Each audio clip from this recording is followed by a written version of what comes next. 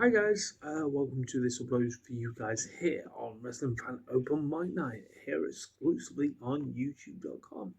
75 of you have hit the subscribe button, and I can't thank you enough. So obviously keep hitting that subscribe button, hit that bell icon so you'll be notified of any new videos that I see fit. I want to talk about professional wrestling. Now, here's the thing is though guys, I'm on location in Liverpool at the moment, so I've taken you with me, Mara speaking. Don't worry, guys, it's not wrestling related. So there will be no vlog until something wrestling related. As far as I know, the next one's going to be an all in weekend. I'm looking forward to doing that for you guys. That's going to be over on my vlog channel. And if you want to check out my other social media outlets, you're more than welcome to. From my Instagram to my X. That doesn't sound right when I say that. From my Twitter to Instagram or my other social media outlets. So 75 of you have hit that subscribe button. Now, with those 75 people, they are literally die-hard wrestling fans because it's not showing, I'll be honest with you, it's showing more people that view my stuff than they are actually subscribed. Which it doesn't bother me in the slightest because at the end of the day, I'm not judging you for hitting that subscribe button or hitting that bell icon. All I want is you guys to do it. Yes, you, the viewer at home that is watching this video. Yes, you. Whilst I'm on location in my hotel room, I thought I'll have a little natter with you guys about professional wrestling. Who would have thought it? Quite honestly, when you look at the bigger spectrum of things when it comes to professional wrestling, who would have thought WrestleMania 42 been and gone already? Did you enjoy it? Did you not enjoy it? Or are you going to watch it? I personally, I want to say this. I didn't want to put an eyelid towards the likes of WWE at the moment. Not because of just the ticket prices, just by the clips alone what I've actually seen on YouTube and the clips I've seen on TikTok. That's another social media outlet you can get me on. Now, who would have thought a guy that's been a was started way back in the late 80s, mid 80s, we'll say, being a pro WWE fan and grew to progress to watching other companies, over my duration of being a wrestling fan. And as of late, even though I've been watching since 2019, I feel like, yes, AEW's not always been perfect, but it's been delivering what fans have been crying out for years, but not latched onto it because they look at, okay, WWE's been around for years. No one could overshadow them. But then WCW did it in the 90s and in the 90s, late 90s. Now, I'm not saying AEW will literally thrive over WWE this day and age, but the storylines are compelling. The guts taking balls to do what they do is phenomenal. What more can you ask for from professional wrestling when they're giving you an alternative? What they were set out to do in 2019.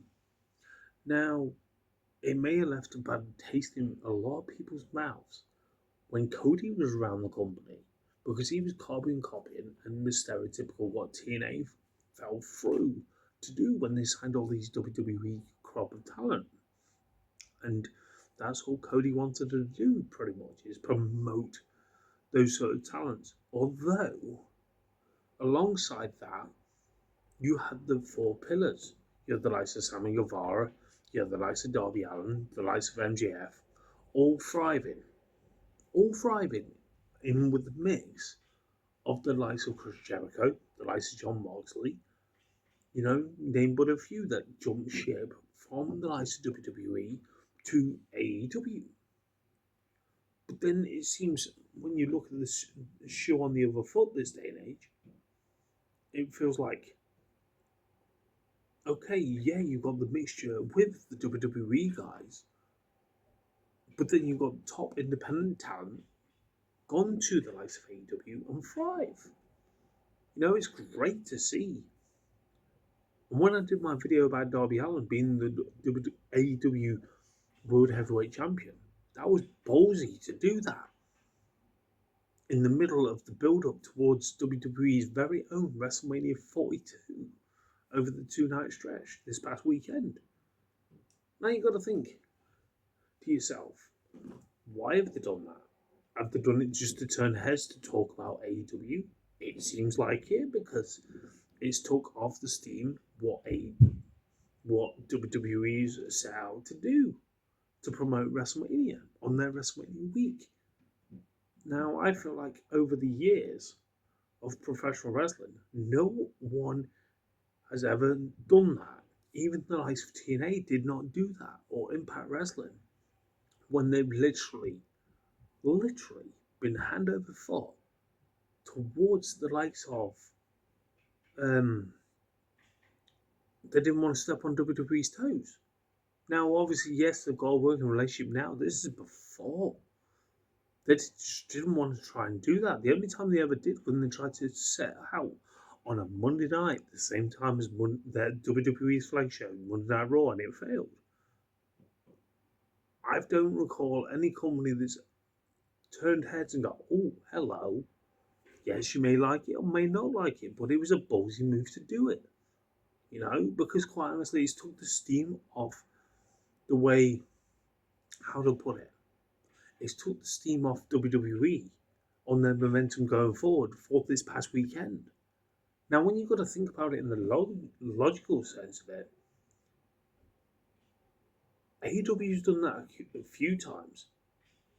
Now, all I can say is this. The way they did it last time, you may say it's counter program or anything like that, but the problem where it lies with competition is competition. If you don't like it, don't watch it. But last time AEW did something like that was when they decided to do Blood and Guts before War Games. And numerous of people, online creators, turned around and said Blood and Guts was far superior to watch and enjoy the spectacle of what War Games is meant to be. But AEW gave that in Blood and Guts. They're making waves, even though, yeah, people hardly may tune in. You may think that. You can entitled to think that. But you've got to think in a logical sense. AEW loves to turn heads and take risks. And I feel like when you look at the likes of WWE, they do not take risks.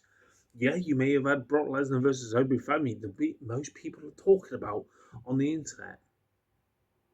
Since when does fucking Brock Lesnar have any fucking relevancy in 2026 towards the WWE? None.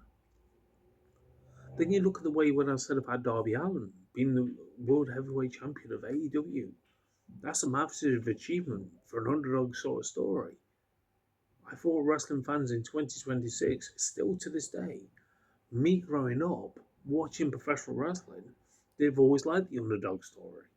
Now, this one got mixed emotions towards the internet. Some people liked the idea, some people didn't like it.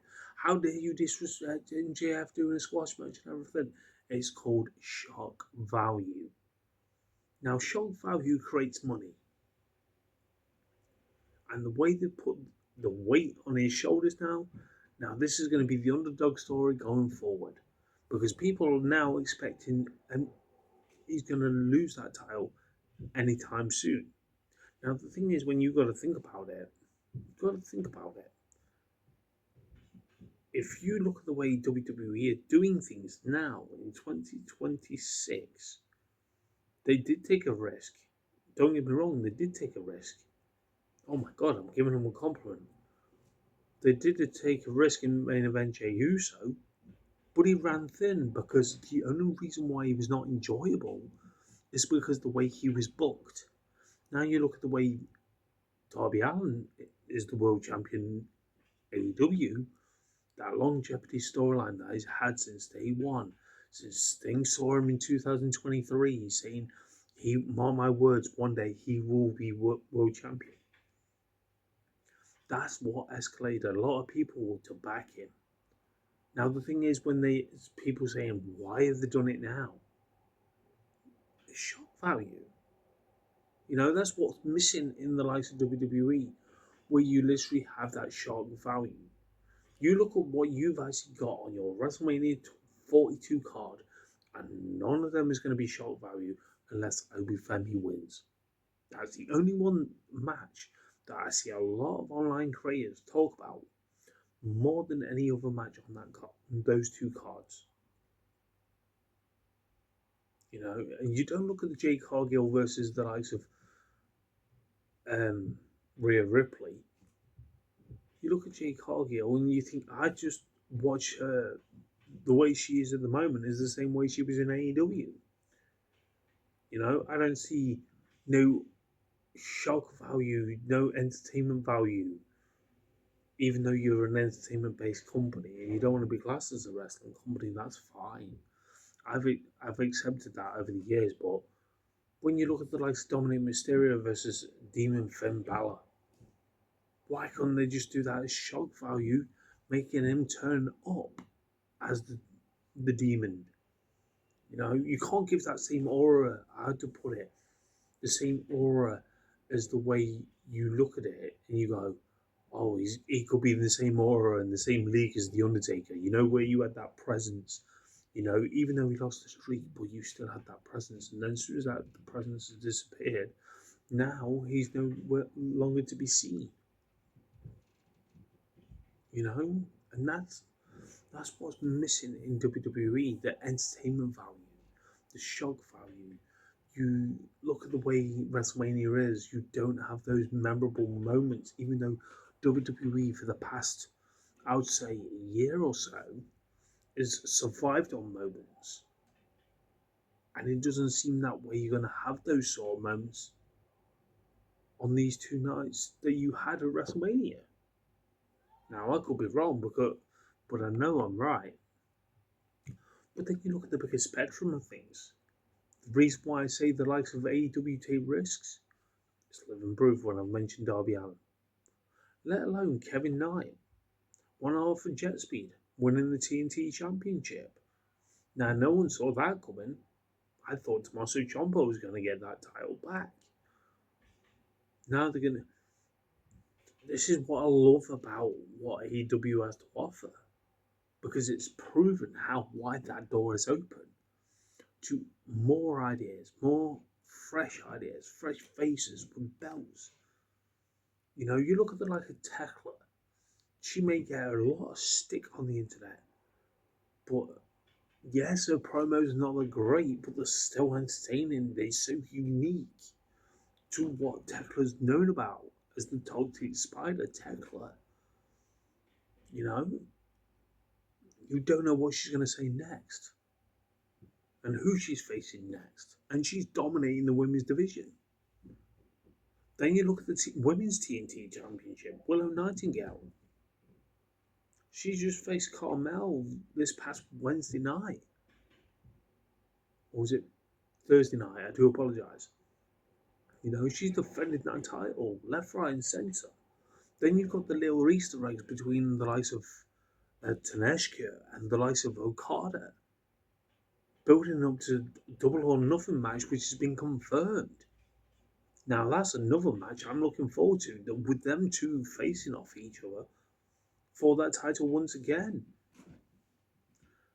Now I'm just waiting for a young and up and coming star to beat the likes of Jon Moxley for his international championship.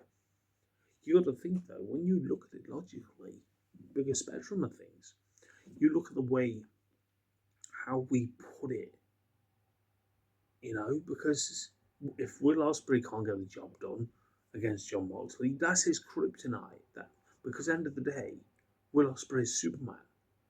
You know, the way they're teasing towards Omega versus Will Ospreay at Wembley Stadium this earlier on in the year. We're only in April. Now, if that pans out to be for the World Heavyweight Championship in AEW, so be it. But I'm very optimistic to see which way they're going to go going forward for this organization. It takes balls to do what they're doing, and they are doing it well. You know, I know a lot of people don't like what they have to offer, but they offer a fantastic achievement because they are showing what the world they can do different. You know, I'll be honest with you, right? Keep this between me and you, the viewer that is watching this video. No, I didn't call the police, by the way, if my microphone picks it up. I don't think AEW would have been that successful if Cody was still around. You know, because at the end of the day, it just felt like he was booking his friends to be those champions. It just felt like that. Why do you think a lot of people say, oh, it's just full of WWE, former WWE guys? The same old stick that TNA used to get. You know, and they're on to a winner. They're on winning formula right now. And I'm loving what they have to offer. And the worst thing is, they've set the bar so high each week and the pay per views.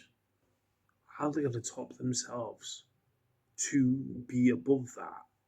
Because they give away pay per view caliber matches that you guys at home, and some people don't like on Twitter, that's fine.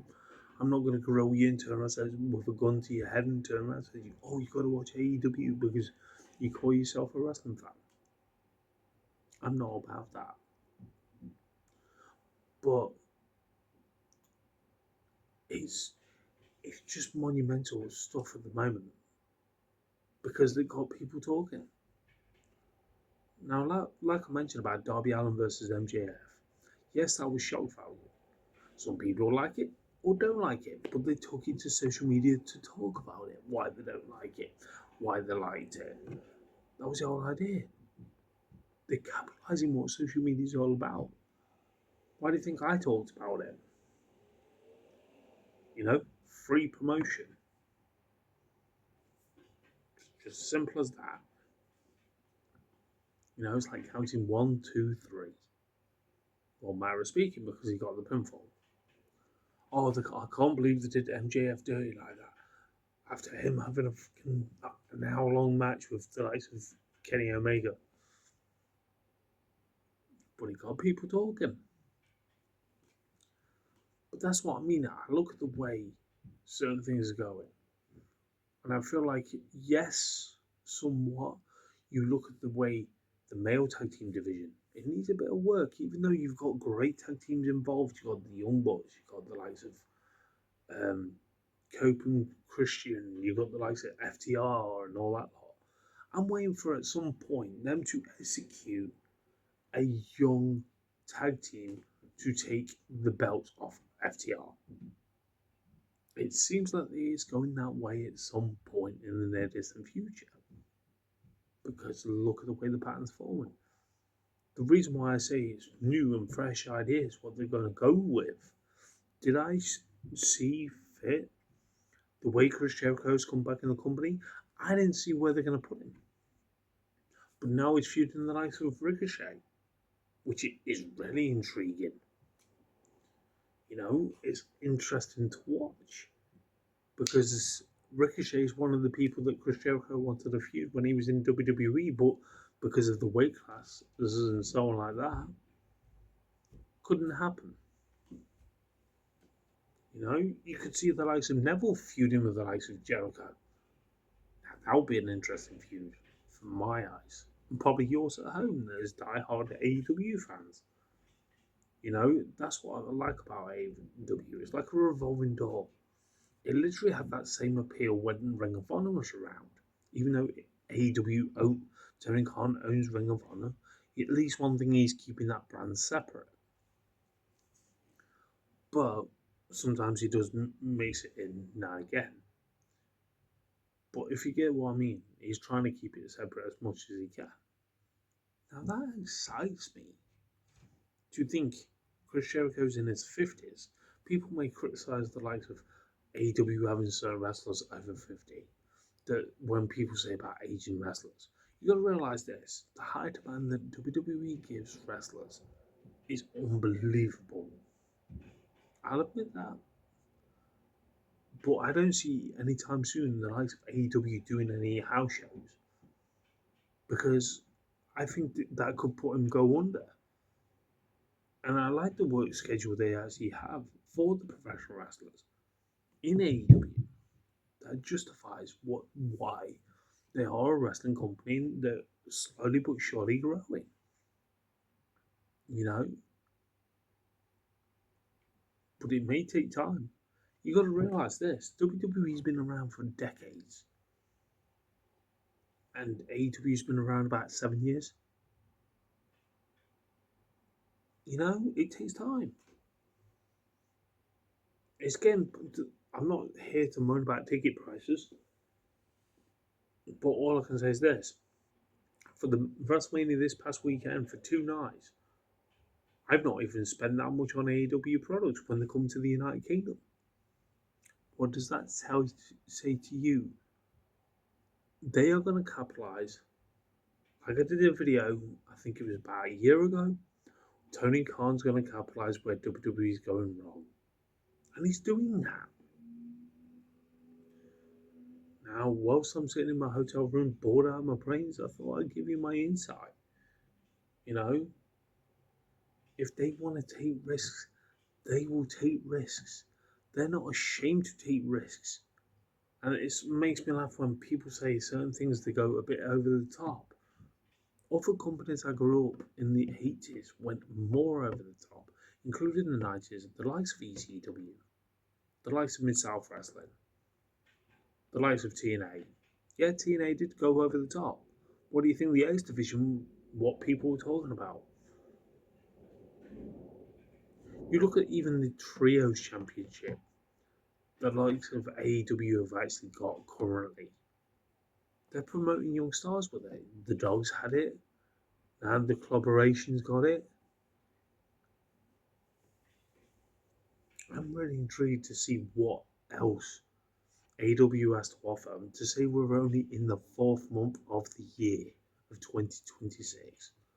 It excites me every time I put the likes of Dynamite on. Occasionally I do watch Collision because normally it's on a Saturday night. When I'm working, I can't. But here's one thing that I've always thought with AEW since I started watching them.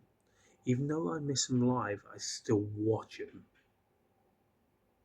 You know, even though if I see clips, I know full well I'm going to be missing something that's actually happened on the likes of Dynamite, Collision, or a pay per view. You know, I openly admit I've not watched the last 2 pay-per-views live, but I've watched them 2 days later because I enjoy what they have to offer. You know, I'm not saying I'm scared to miss out on anything, but it feels that way because at the end of the day, I watched it religiously.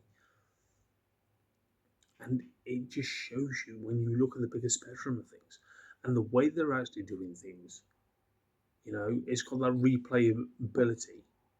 You know, could I list my favourite matches of all time so far from AEW from 2019 to 2026? No. I'm not that way inclined because I enjoy every match they have to offer. You know, yeah, granted it's been not that great when Cody was around, like in the later years. But like I said earlier on, I don't think AEW was be as big as it is and take those risks. Such as, like an example, advertising at the airport for Las Vegas all over the place. Invested in that money, that advertisement time period, whilst WrestleMania was on this past weekend. What does that say to you when they want to take risks to get eyes on their product? And I guarantee, if they didn't have the TV deals in America, everything would be in-house on my AEW. Now that's what I wanted with the WWE Network, but we never got that. So if that actually materializes that way, that will make AEW even more interesting. If it was just net based, more than the TV deals they've already got in place. It just shows you what they want to do, take those risks to get themselves noticed. Now, am I expecting another video game to come out anytime soon? No. But am I expecting them to do one? Yeah, because they're willing to take that risk. Like they did with the fail, obviously, Fight Forever. They want to tap into that market, they'll do it. They've tapped in every market left, right, and centre just to try to see if it works. And there's so many TV deals coming left, right, and centre for the likes of AEW and their fan base. And this by my AEW, etc., like that. It's convenient. It's convenient to see what actually happens and materializes from this company that was so-called dubbed as a t-shirt company. You know, I'm glad to do the likes of Dynamite, the likes of Collision in small arenas. Take that risk to take it to Wembley once again. I'm looking forward to going. Paddy's looking forward to going. TNS Attitude's looking forward to going, along with the other wrestling that we see. Now, when I look at the burner of what TNA have actually done with these dream matches that was meant to be happening over WrestleMania weekend, all because TNA don't want to work with the likes of AEW, even though it's been put in place. I still think WWE are treating them like puppets. You know, the older big brother wants to stray them away. Why do that? You know, I'll say it bluntly. WWE is scared. TNA is scared what these guys can do. You know, they may do counter programming with Forbidden Door, which was confirmed last week. That's going head to head with a pay per view that TNA is putting on. That's not exactly much competition. Now, this ain't me disrespecting TNA, this is me being honest with TNA. You look at the TNA fan base you once had, that boom period that you nearly had before the likes of Hulk Hogan came on the scene. You had the people talking about the cruiserweight division. You had the likes of AJ Styles. You even had the likes of Samoa Joe. You had all these household names, including Bobby Roode, Abyss, name but a few, that made you who you are today. And now you've thrown it all away because of your own bloody ego. It just makes me laugh. It does make me laugh how things turn around in the wrestling world. Is there a chance in 10 years' time, in 2037, that people will start appreciating the likes of AEW, considering TNA starting to get appreciated by WWE fans because of the working relationship? But it's not benefited anyone, really. You know, yes, they may have had 10,000 people in a venue. Big whoop. AEW's had more than that. You know, I just feel like they're clawing away at the talent, their household names. They already took the likes of Joe Hendry, the Jordan Race. They were the only two people that got people talking about TNA. You don't see them taking the likes away Nick Nemeth, that was Dolph Ziggler in WWE. You don't see Liam Slater's the next one to be probably taken away from the likes of TNA. Now that's just a weird thing to think. They're just using them as a standing point, as a feeder for the likes of NXT to get them under their box. That just shows you what the world's come to when it comes to professional wrestling. But who am I here to judge? I'm just a wrestling fan for over 40 years near enough. Talking about professional wrestling since I was knee high. I've seen it. I'm just waiting for the day when the checkbook gets out that TKO buys out TNA. You know, and people may say, oh, but Tony Khan has taken names off the independent bookings. Why should TNA get all the shit because of doing what they're doing? And I'm like, since when did you ever side up with TNA? These are the same people 10 years ago were slaying TNA and giving me death threats. Yes, I've been there. I've said it many times on videos. So you've got to think, guys, logically, they take balls. AEW take balls. They run with it. And I'm happy to say that. But that's just my thoughts and opinions. Tell me your thoughts down below. And hit that subscribe button, hit that bell icon, so you be inundated anytime when I do any videos. Till next time. Catch you guys later.